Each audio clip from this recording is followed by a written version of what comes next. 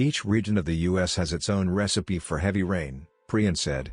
Along the west coast, atmospheric river storms, which draw moisture from the tropical Pacific, provide deluges.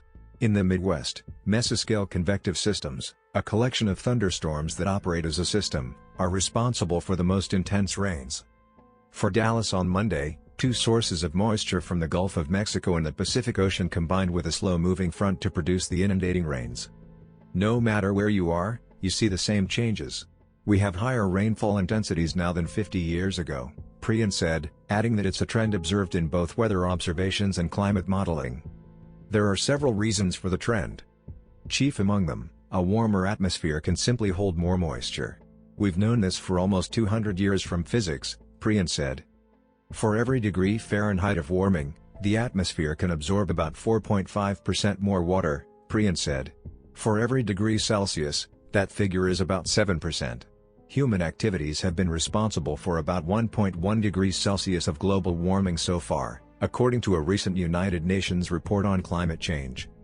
In the right conditions, you can wring more moisture out of the atmosphere today than in the past, he said. That's a trend that will continue to amplify as the world grows warmer, a result of humanity's reliance on oil and gas. Some research suggests climate change is also causing storms to grow. The storms themselves are changing as well. We have a few studies showing the storms that increase heavy rainfall are increasing in size, Priyan said. In the future, researchers expect more intense droughts, punctuated by severe bursts of precipitation. The variability of rainfall is increasing, Priyan said. We expect that there are longer periods that are dry and short periods that are very wet. Of the 5 regions that saw 1 in 1,000 year rainfall this summer, 4 had been experiencing droughts of varying intensities. These trends have made a mess of the probabilities meteorologists, engineers and average people use to contextualize the likelihood of flooding or exceptional rainfall. As the climate warms, risks shift. What does a 1 in 1,000 year event mean? Said Robert Janglin Wills, a research scientist in the Department of Atmospheric Sciences at the University of Washington. That can be calculated in the climate of the past or the distant past before greenhouse gases were affecting the climate at all. This is changing continuously with climate change. As the world warms, the likelihood of what was once a 1 in 1,000 year event has shifted dramatically.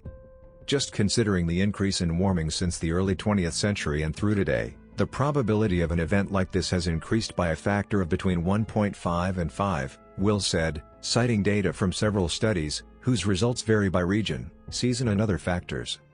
Added Priyan, what was once a 1 in 1,000 year storm 30 years ago is now maybe a once in 500 year storm. These shifting benchmarks have important implications for infrastructure and how the public perceives risk. If you want to build a dam or a highway or a hospital, it's difficult to build your infrastructure in a way that you ensure it will not get flooded. The risk is changing so quickly, Priyan said. We are seeing our infrastructure doesn't hold up. Making our cities more flood resilient is really important. The world is on pace for global average temperatures to rise roughly 3.2 degrees Celsius, 5.8 degrees Fahrenheit, by the end of the century, in comparison to pre-industrial times. If we can limit warming to 2 degrees Celsius in the Paris Agreement, this would help mitigate extreme consequences, Priyan said.